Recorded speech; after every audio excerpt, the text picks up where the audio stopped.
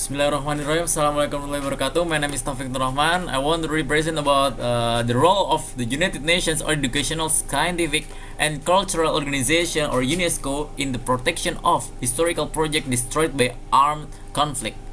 In case study the of protection of historical projects destroyed by armed conflict in Syria. Okay, let's begin. Human beings who are ever satisfied will try their best to fulfill their wants and needs.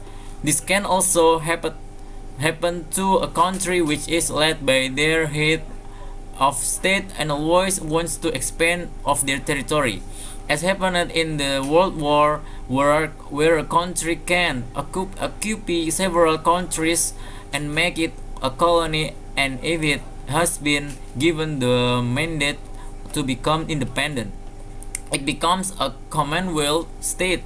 But after the end of the World War, the war is still in effect even though there are diplomatic relations. War is still final act of a dispute. For example, the war that took place in Syria.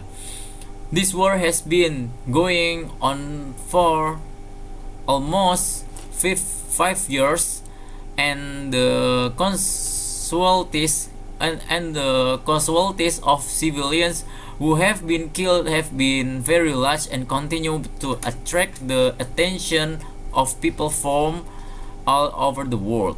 This war was motivated by public demonstration that began on January 26, 2011 and developed into national uprising demanding the registration of President Bashar al-Assad, who has served for decades since his father became president. Everything of course has pros and cons, as well as the al-Assad government. The opposition is the Free Syrian Army, Islamic Front, and Al-Nusra Front. On the third side, there is the Islamic State of Iraq and the Levant of commonly known as ISIL, which emerged from Iraq. The impact of this war, besides the casualties, also on ancient buildings in Syria. For example, the old city of Damascus, the old city of Busra, the Palmyra building, and the old city of Aleppo, which these four places have been recorded as World Cultural Heritage according to UNESCO. The condition of the cities wherein disrepair as a result of bombings and gunfire. This fact shows that the implementation of humanitarian law in the war in Syria was not carried out optimally, especially 1954.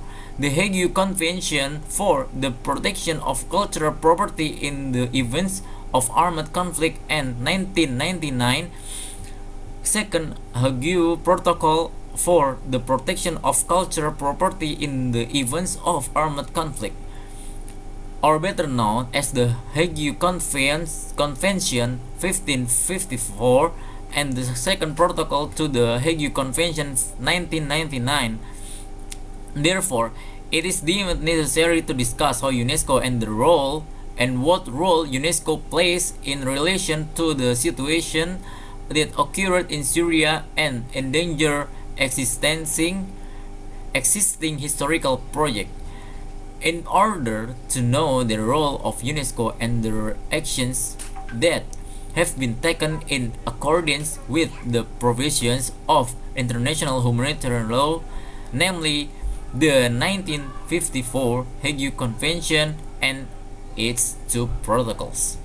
Okay, now the conclusion is the role of UNESCO in the protection of historical objects under the threat of armed conflict in Syria. UNESCO was formed based on the awareness of countries in adopting a strategy to strengthen UNESCO's action to protect culture and promote cultural pluralism in armed conflict to our strategy for enforcement of the UNESCO action for the protection of cultural and promotion of cultural pluralism in the event of armed conflict. Important things that can be taken from the aforementioned strategy in relation to UNESCO's role in protecting historical projects include I will give you three strategies.